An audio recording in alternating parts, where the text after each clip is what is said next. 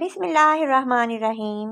السلام علیکم پیارے پیارے readers, welcome back to my YouTube channel Novel Circle. تو گائز، آج ہم آپ کے ساتھ ناول کا پارٹ 10 سٹارٹ کریں گے، شیئر کریں گے۔ ویڈیو شروع کرنے سے پہلے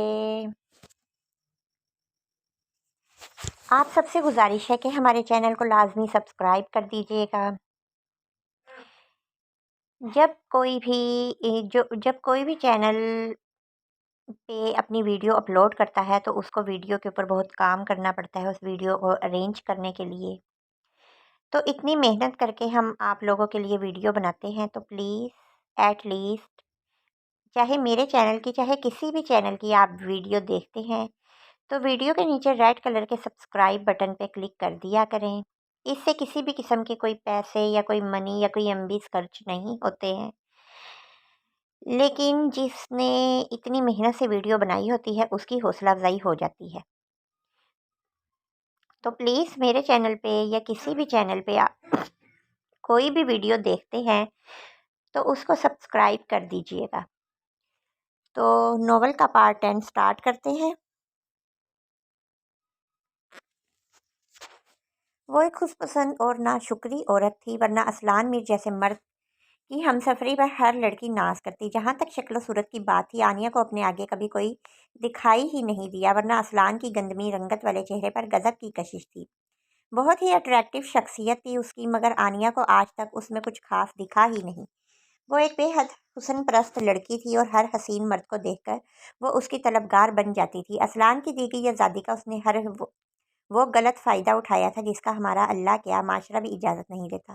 وہ نفس کی غلام تھی، اور جو نفس کے غلام بن جاتے ہیں تو نفس انہیں تباہ و برباد کر ڈالتا ہے، اور شاید آنیہ کے نصیب میں بھی بس تباہی لکھی تھی۔ اسلان میر غصے سے جلتا ہوا اپنے روم سے نکل کر نیچے آیا تھا۔ اسے ایسا لگ رہا تھا دھیرے دھیرے اس کی برداشت ختم ہوتی جا رہی ہے۔ اس کے اور آنیہ کے درمیان بندھا ہوا رشتہ ہر دن کمزور ہوتا جا رہا تھا۔ پہلے تو آنیہ اس کا لحاظ کرتی تھی، مگر اب تو اس کا لحاظ اس کی مروت ختم ہوتی جا رہی تھی۔ پہلے بھی اس نے اسلان کی کوئی پرواہ نہیں کی، اب تو دن بہ دن وہ اسلان سے بالکل غافل ہوتی جا رہی تھی۔ لیونگ روم کے صوفے پر بیٹھ کر اس نے اپنا سر صوفے کی پشت پر رکھ دیا۔ آنکھیں بند کر کے وہ خود کو پرسکون کرنے لگا۔ کبھی کبھی وہ خود کو بہت تھکا ہوا سا محسوس کرتا تھا۔ وقت سے پہلے پڑ جانے والی ذمہ داریوں نے اسے اس کی اپنی ساری مرضی چھین لی تھی۔ سب کی دیکھ بھال، حویلی سے لے کر زمینوں تک، گاؤں سے شہر تک، پھر سارا بزنس، اور خود کو ربوٹ بنا چکا تھا۔ اپنی 28 سالہ زندگی میں اپنے لیے تو اس نے کبھی جیا ہی نہیں، گھر والوں کے لیے ہی ہنستا تھا، انہی کے لیے روتا تھا، یہاں تک کہ شادی جیسا اہم فیصلہ بھی خود کا نہیں تھا۔ چاچی نے التجا کی، ماں نے ہاں کہہ دی، اور آنیہ اس کے ساتھ باندھ دی گئی، اور وہ سب کے ساتھ ساتھ آنیہ کو بھی خوش رکھنے کے چکر میں اپنا آپ بھول گیا تھا۔ اسلان نے اپنی 2 انگلیوں سے پیشانی زور سے دبائی تھی۔ سر میں درد سا ہونے لگا تھا۔ آج دل کہا کوئی نازک سا ہاتھ ہو جو اس کا سر ہلکے ہلکے دبائے، اس کے بالوں میں انگلی پھیرے، مگر حیرت کی بات یہ تھی کہ اسے وہ نازک ہاتھ آنیہ کا نہیں چاہیے تھا۔ ان 6 سالوں میں خود اسلان نے محسوس کیا تھا کہ آج تک آنیہ اس کے دل کو چھو ہی نہیں پائی تھی۔ وہ بہت حسین تھی، بہت ہی پرجوش، مگر وہ نہیں تھی جس کی اس کے دل نے خواہش کی تھی۔ ایسی کوئی بات نہیں، مجھے اپنی بیوی پسند ہے، اسے پیار کرتا ہوں۔ آنیہ صحیح کہتی ہے، میں ایک ان رومانٹک انسان ہوں، اس لیے ایسا ہے۔ وہ خود کو بہلاتا صوفے سے اٹھ کر کھڑا ہو گیا۔ سر کا درد بڑھ چکا تھا اور وہ ایک کپ چائے کے لیے سر درد کی گولی کھا کر فی الحال سونا چاہتا تھا، اس لیے کچن کی طرف بڑھ گیا تاکہ خانسا ماں سے چائے کا کہہ سکے۔ یار ہانو، ایک بات بتاؤ۔ کچن میں جاتے ہوئے اسلان کے قدم پھر سے اس خوبصورت آواز پر ٹھٹک سے گئے۔ وہ دونوں شاید کچن میں تھی، اور وہ ہانیہ کی شاید وہی دوست تھی جس کا ذکر آنیہ نے کیا تھا، اور ہانیہ جس کی تعریفیں کر کر کے گھر والوں سمیت اسلان کا بھی دماغ کھا جاتی تھی۔ ہاں بولو آشو، ہانیہ کے اتنے پیار سے پوچھنے پر اسلان کے ہونٹوں پر مسکراہٹ آ گئی۔ اپنی دوست کے معاملے میں اس کی دیوانگی کے بارے میں سب اچھے سے جانتے تھے۔ تمہارے بھائی بھابھی کا کپل ایسا بیکار سا کیوں ہے؟ عروشہ کی بات پر باہر کھڑے اسلان کے ہونٹوں کی مسکراہٹ سکڑ گئی۔ وہی سب کی طرح ان دونوں کے رنگ کا ایشو ہوگا، جیسے کہ آنیہ کی بیہودہ دوست کمنٹ کیا کرتی تھی۔ کیا مطلب؟ دیکھ آشو، بھابھی کی طرح تو میرے لالا کے رنگ کے بارے میں کچھ مت کہنا، وہ بہت اچھے اور سب سے منفرد ہیں۔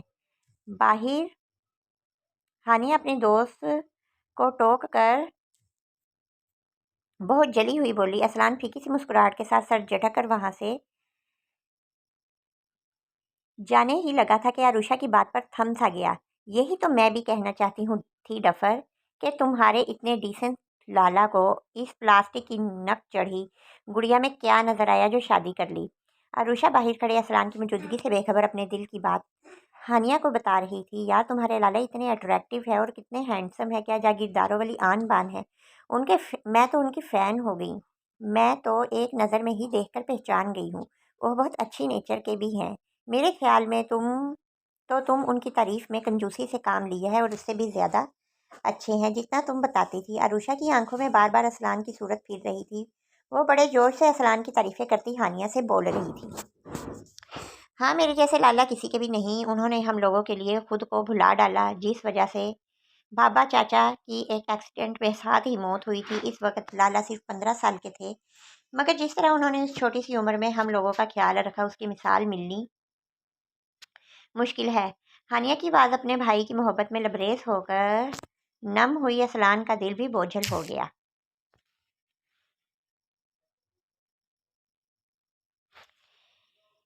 اتنے اچھے لالا کی ایسی نک چڑھی آٹے کی بوری سے شادی کر دی۔ کاش میں تیرے لالا کے ساتھ ہی یا ایک آدھ سال بعد ہی پیدا ہو جاتی تو تیری بھابھی تو میں ہی بنتی۔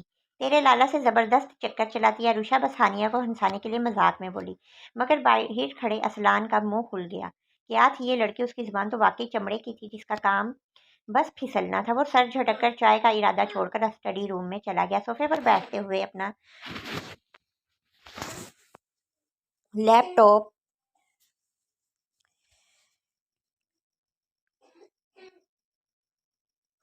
کھولتے ہوئے نہ جانے کیوں عروشہ کی باتیں ذہن میں گونج گئی۔ پلاسٹک کی گڑیا، آٹے کی بوری، اگر آنیہ کو پتہ چل جائے تو وہ عروشہ کا منہ ہی نوچ لے۔ دھیمے سے ہنس کر اس نے سر جھٹکا تھا۔ مجھ سے 10 سال چھوٹی ہوگی یہ لڑکی، اور ایسی بات پاگل بیوقوف لڑکی ایسے بولتے ہیں؟ ہلکے سے بڑبڑا کر وہ اپنے کام میں مصروف ہو گیا۔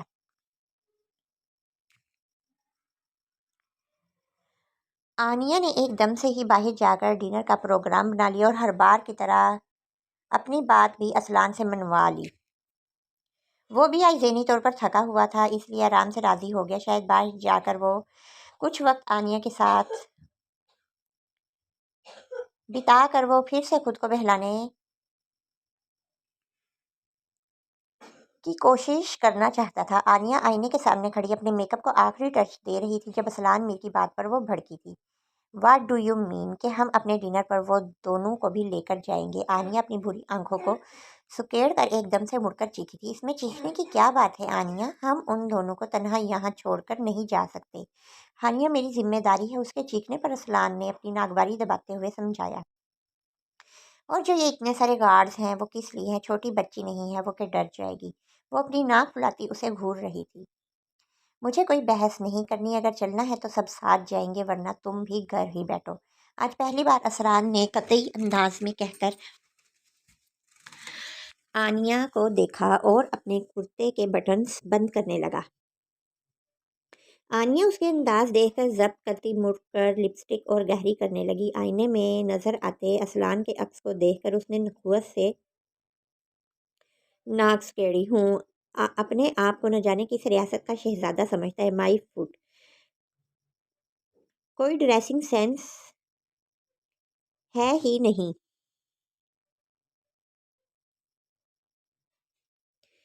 اسے اصلان کے ہر وقت کرتے شلوار میں رہنے سے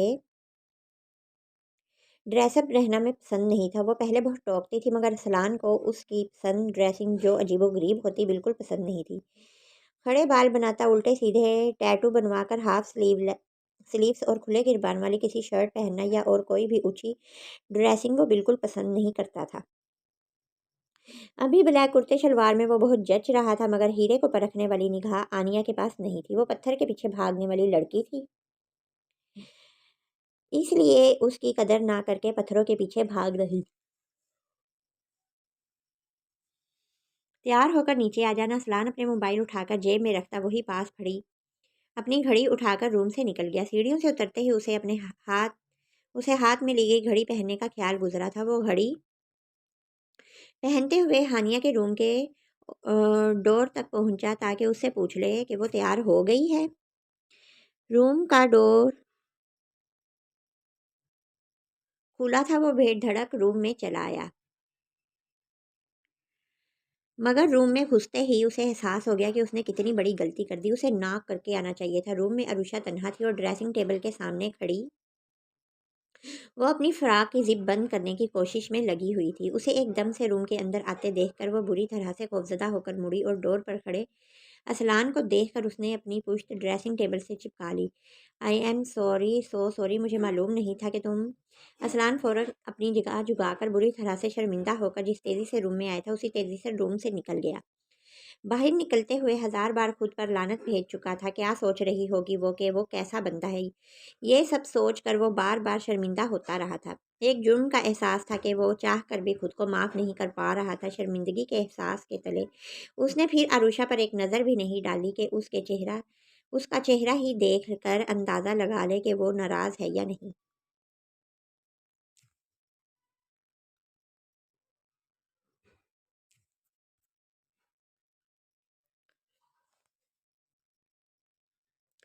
यहाँ तक कि वो लोग डिनर करने रेस्टोरेंट भी पहुँच गए। अभी वेटर ने सर्व नहीं किया था कि आनिया को अपनी कोई सहेली सहेली की कॉल आ गई और वो उठकर कॉल सुनने के लिए चली गई।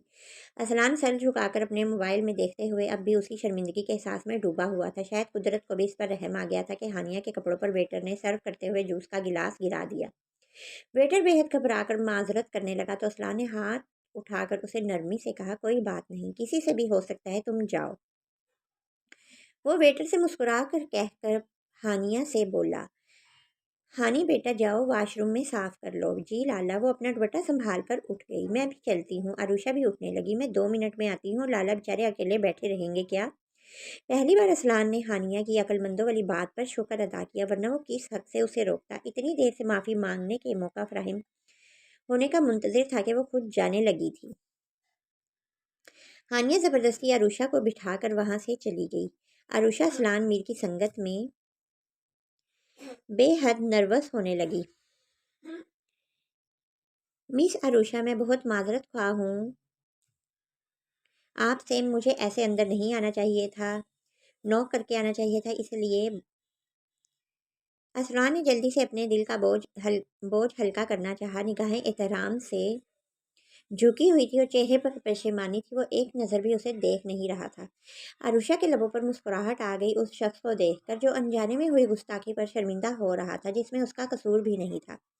उसे खुद एहतियात के तौर पर डोर बंद रखना चाहिए था और उसका अपना बेडरूम नहीं था, दोस्त के भाई का घर था।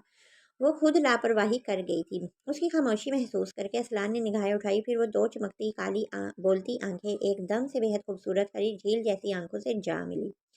निगाहों की इस तसादुम से काली आंखें एहतराम में और हरी आंखें घबरा कर झुकी। आपकी गलती नहीं थी, मैं ही बेवकूफ़ हूँ, आप शर्मिंदा मत होइए। अटक अटक कर आखिरकार उसने कह ही दिया, साथ ही चुपके से उसे देखा भी था। थैंक्स। अब ये शुक्रिया माफ़ करने पर था या खुद की गलती मानकर बेवकूफ़ कहने पर, अरुषा समझी नहीं थी। वो तो अपना बोझ उतार कर अब चेयर पर टेक लगाकर मोबाइल में बिजी हो गया था। अरुषा के दिल में एक ख्याल गुजरा तो उसने हाथ में पकड़ा अपना मोबाइल, इस तरह से पकड़ा कि देखने वालों को लगे कि वो मोबाइल देख रही है, मगर वो जो कर रही थी खुद जानती थी। लेकिन वही पुरानी बेवकूफ़ी भरी हरकतें। उसने जैसे ही फ़ोटो लेते हुए क्लिक को टच किया, छनाका सा हुआ और आवाज़ के साथ रोशनी चमकी, जिसका मतलब ये होता था कि फ़ोटो ली जा चुकी है। खुद पर रोशनी पड़ते ही असलान ने बस एक अब्रू उठाकर अरुषा को देखा।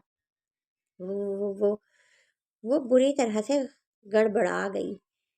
हाँ, आपके जूस का गिलास बड़ा प्यारा है, ऐसा ही सेट लूँगी अपने जहेज़ में। अरुषा जब घबराती थी तो ऐसे ही बोलती थी। असलान ने गहरी सांस लेकर सर इधर उधर घुमाया, फिर जूस का गिलास उठाकर अरुषा के सामने रख दिया। ले लो पिक्स, अब मुझे डिस्टर्ब मत करना, वो तंजिया कहता फिर से उसी पोजीशन में बैठ गया। वो मुंह बनाती अनजानी में टेबल पर रखे जूस के गिलास को अपने होंठों से लगा बैठी, जिसमें से असलान ने घूंट लिए थे।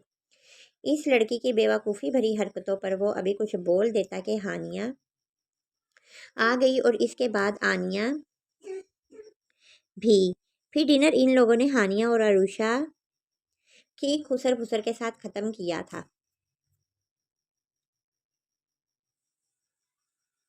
لالا ہم پہلے عروشہ کو اس کے بنگلے پر ڈراپ کر دیں، اس کے بابا کی کال آئی ہے کہ وہ اب گھر پہنچے۔ ریسٹورینٹ کی پارکنگ میں کار تک پہنچتے ہی ہانیہ نے پیار سے بھائی کا بازو تھاما۔ اس سے پہلے کہ اسلان کچھ کہتا، آنیہ ناگواری سے بول پڑی، کیوں اس کی کار کہاں گئی؟ اس کا ڈرائیور چھوڑ کر گیا تھا نا اسے، اب اپنے ڈرائیور کو بلا لے۔ آنیہ کو عروشہ کچھ زیادہ ہی بری لگی تھی، شاید اس کے خود سے بھی زیادہ حسین ہونے پر۔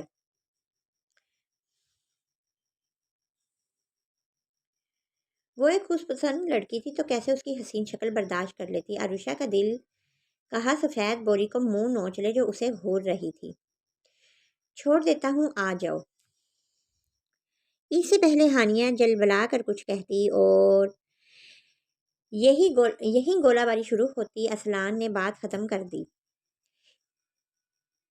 اس کے لالا ایک بہترین مرد تھے، رشتے کو نبھانا انہیں خوب آتا تھا، تو پھر ہانیہ اپنی بھابھی سے ڈرتی کیوں؟ اس لیے ہانیہ آنیہ کو جتاتی نظروں سے دیکھ کر گردن اکڑا کر بیک ڈور کھول کر بیٹھ گئی۔ ادھر آنیہ کا جل بھن کر برا حال ہو گیا، اس نے اسلان کے منہ پھلا کر فرنٹ سیٹ سنبھال لی۔ اسلان سارے راستے خاموش تھا، ڈرائیونگ کرتا رہا تھا۔ آنیہ کے بتائے گئے ایڈریس پر پہنچ کر اس نے کار روکی تھی۔ آنیہ نے ستائش بھری نگاہ گیٹ کے پار نظر آتی عمارت پر ڈالی۔ یہ گھر دیکھ کر ہی عروشہ کی حیثیت کا اندازہ ہو رہا تھا، وہ تو اس کی سادگی دیکھ کر اسے ایسا ویسا ہی سمجھتی تھی۔ اتنی دیر میں کار دیکھ کر گیٹ کیپر نے پورا گیٹ کھول دیا، مگر اسلان نے کار داخل نہیں کی، بس بیک سیٹ پر بیٹھی ہانیہ کا جلدی فارغ ہونے کا منتظر تھا کہ وہ خدا حافظ کہے اور عروشہ کار سے اترے تو وہ دوبارہ کار سٹارٹ کرے۔ آؤ نا اندر چلو، اپنے لالا سے کہو نا۔ عروشہ نے خود ہمت نہیں پڑ رہی تھی، اس لیے اس کے کان میں سرگوشی کی۔ عروشہ کے ساتھ وقت گزارنے کے لالچ میں ہانیہ نے ڈرائیونگ سیٹ پر بیٹھے اسلان سے جھجک کر کہا، لالا عروشہ اندر چلنے کو کہہ رہی ہے۔ اسلان نے ناخن چباتی عروشہ کو ایک نظر دیکھ کر ہانیہ کا چہرہ دیکھا، پھر کبھی ابھی رات زیادہ ہو گئی ہے، جلدی سے خداحافظ کرو تو گھر چلیں، ٹھیک؟ ہانیہ نے بس زبردستی مسکرا کر تائید میں سر ہلایا اور عروشہ کی طرف مڑ گیا۔ اسلان نے کوفت سے عروشہ کے ساتھ ہی ہانیہ کو بھی اترتے دیکھا تھا۔ ہانیہ بار بار عروشہ سے لپٹ کر خداحافظ کہہ رہی تھی، سارا دن دوست کے ساتھ بتا کر بھی دل نہیں بھرا تھا۔ اسلان اپنی بہن سے کہو گھر چلنا ہے۔ آنیہ کو ان کی دوستی ایک آنکھ نہیں بھا رہی تھی، بہت ہی تپ کر وہ اسلان سے بولی۔ اسلان نے ابھی کچھ کہنے کے لیے منہ کھولا ہی تھا کہ تیز قدم اٹھا کر گیٹ تک آتے ایک بے حد ہینڈسم لڑکے کو دیکھ کر کچھ بولے بغیر وہ بس عروشہ کی خوشی بھری چیخ سن کر ان کی طرف متوجہ ہو گیا۔ عروشہ اس لڑکے سے پہلے ہی تیزی سے دوڑ کر اس لڑکے کے گلے لگ گئی اور لڑکے نے اسے گلے لگا کر کمر سے پکڑ کر اٹھایا تھا، پھر اسی طرح اسے اٹھائے ہوئے چاروں طرف گھما کر وہ بھی اپنی خوشی بیان کر رہا تھا۔ اسلان بہت سنجیدگی سے ان دونوں کو دیکھ رہا تھا، وہ ایک دوسرے سے لپٹے تھے، عروشہ کو خود سے لگاتا وہ لڑکا بار بار اس کی پشت تھپکتا رہا اور سر سے ہلاتا رہا، اس کی پیشانی پر بوسہ دیتا۔ جب عروشہ اس سے الگ ہوئی تو پھر سے اس کی پیشانی چوم کر وہ عروشہ کو اپنے بازوؤں میں ہلکے سے لے کر ہانیہ کی طرف متوجہ ہو گیا۔ آنکھوں میں ڈھیروں چمک لیے وہ ہانیہ سے کچھ کہہ رہا تھا جو اسلان کو سنائی نہیں دیا، مگر وہ ایک دم سے کار کا ڈور کھول کر ان کی طرف بڑھا تھا اور 2-4 قدم میں وہ ان تینوں کے سر پر کھڑا تھا۔ ہانیہ اب چلیں، گمبھیر آواز میں اس نے ان تینوں کو چونکا دیا تھا۔ واو، آج آپ سے ملاقات ہو ہی گئی میری، مجھے بہت شوق تھا آپ سے ملنے کا اسلان سر۔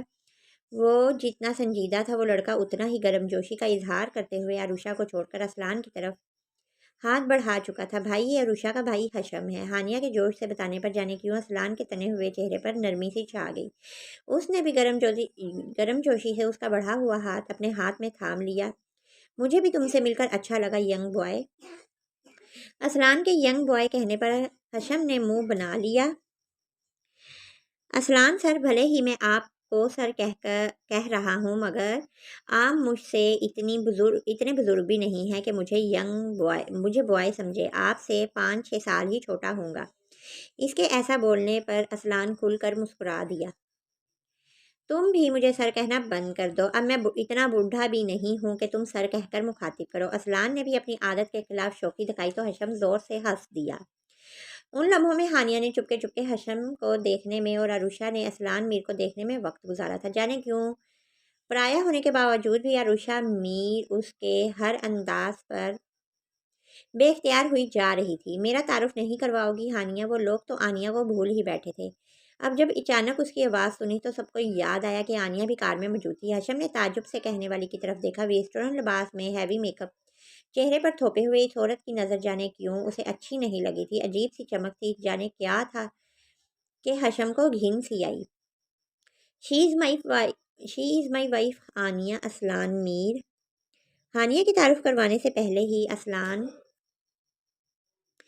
نے مسکرا کر حشم کو دیکھ کر تعارف کروایا۔ عروشہ نے اس بار اپنا دل اور نگاہ دونوں موڑ لی۔ بہرحال عزت نفس سب سے زیادہ عزیز تھی۔ اور nice to meet you cute boy. Haniya نے مسکرا کر اپنا خوبصورت نازک سا ہاتھ حشم کے سامنے کر دیا۔ ہانیہ نے سراپا جل کر آنیا کو گھورا۔ عروشہ نے چونک کر آنیا کو دیکھا۔ اس کی نگاہوں میں اسے وہی چمک نظر آئی تھی جیسی وہ بچپن سے اب تک ایک شخص کی آنکھوں میں دیکھ دیکھ کر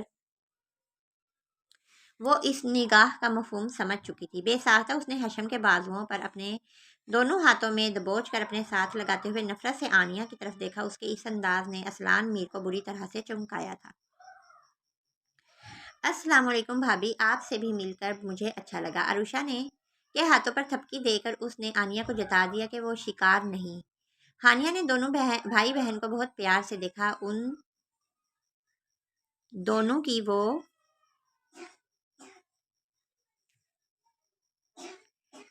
بچپن کی رازدار تھی۔ ان تینوں نے ایک دوسرے کے ساتھ اپنے غم اور خوشیاں بانٹی تھی۔ اس کے بھابھی کہنے پر آنیا نے طنز سے مسکرا کر اپنے ہاتھ سمیٹ لیے۔ میرے خیال میں اب چلنا چاہیے۔ اوکے حشم، سی یو اگین، اسلان نے کہہ کر اپنا ہاتھ آگے بڑھا دیا۔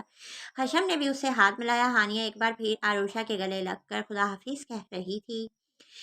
واٹ اے پلیزنٹ سرپرائز اسلان میر اور میرے غریب خانے پر۔ تبھی وہاں ایک کار رکی تھی اور اس میں سے جو شخص بولتے ہوئے نکلا تھا اسے دیکھ کر اسلان میر کو حیرت کا جھٹکا لگا تھا کہ عروشہ اور حشم کا باپ شاہ نواز خان ہے۔ اسلان کے چہرے پر ایک زوردار ہاتھ لگا تو وہ ماضی سے نکل فوراً حال میں آ گیا۔ اس کے سینے سے لگے لگے عروشہ نے عادت کے مطابق ہاتھ پیر چلایا تھا جو سیدھا اس کے منہ پر لگا تھا۔ اسلان نے ایک گہری سانس لے کر اپنے سینے سے لگی عروشہ کو دیکھا۔ وہ سکون سے اس کے سینے پر سر رکھے بے خبر سو رہی تھی۔ اسلان نے اس کے سر کو سیدھا کرتے ہوئے اس کے حسین چہرے کو دیکھا۔ وہ سوئی ہوئی بچوں سی معصوم لگ رہی تھی، بلکہ ابھی تک آنسوؤں سے بھیگی ہوئی تھی، مگر چہرے پر سکون سا چھایا ہوا تھا، اور یہ سکون بس اس کی قربت کی دین تھا۔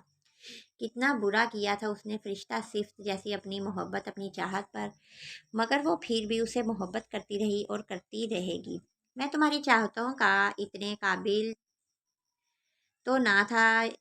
ایک ٹک اس کے چہرے کو دیکھتے ہوئے جیسے اسلان کے دل میں دھیرے دھیرے درد سا کروٹ لینے لگا۔ عروشہ کو سینے میں بھینچ کر اس نے جیسے اس درد پر قابو پایا تھا۔ ان دونوں کے ماضی میں اتنے دردناک حادثے رونما ہوئے تھے کہ دونوں نے بھی ہی دوسروں کے کیے گئے گناہوں کی سزا جھیل رہے تھے۔ بہت سزائیں جھیلی ہیں ہم نے، اب نہیں، اب ان گناہ گاروں کو ان کے کیے گئے ہر جرم کا ایک ایک بدلہ چکانا پڑے گا۔ وہ آنکھوں میں ایک عزم اور برف سی کاٹ لے کر اپنے اور عروشہ کے دشمنوں سے مخاطب ہوا تھا۔ اسلان نے اپنا چہرہ جھکا کر اپنے سینے سے لگی عروشہ کے چہرے کو دیکھا اور اس کی شرٹ کو مٹھی میں دبوچے بہت سکون سے سو رہی تھی۔ تمہاری آنکھوں میں جھلکتی محبت کو بہت پہلے اسلان میر نے بھانپ لیا تھا عروشہ۔ اسلان میر بس وہ پہلے مجبور تھا اور بعد میں بدگمان۔ بہت ظلم کیے ہیں میں نے، مگر اب اس سے زیادہ محبت دوں گا۔ وہ اپنے ایک ہاتھ کی انگلی عروشہ کے نرم پھول سے گال پر پھیرتا مسکرایا۔ عروشہ کا کیا گیا ایک ایک اظہار اس کے زخموں پر مرہم سا بن چکا تھا۔ وہ بے خود سا ہو کر سوئی ہوئی عروشہ کے چہرے کو دیکھتے ہوئے لگاتار اپنی انگلی سے اس کے چہرے کے ہر نقش کو چھو اور محسوس کر رہا تھا۔ وہ اتنی بے خبر تھی کہ اسلان کی کسی بھی حرکت پر اس کی نیند ٹوٹ ہی نہیں رہی تھی۔ اس کے ساتھ ہی گائز آج کی ایپیسوڈ کا دی اینڈ کرتے ہیں۔ آئی ہوپ آپ کو یہ ناول بہت انٹرسٹنگ لگ رہا ہوگا، تو اگر آپ کو یہ ناول پسند آ رہا ہو تو پلیز میرے چینل کو سبسکرائب کر دیجیے گا اور اپنے دوستوں کے ساتھ شیئر کیجیے گا۔ دعاؤں میں یاد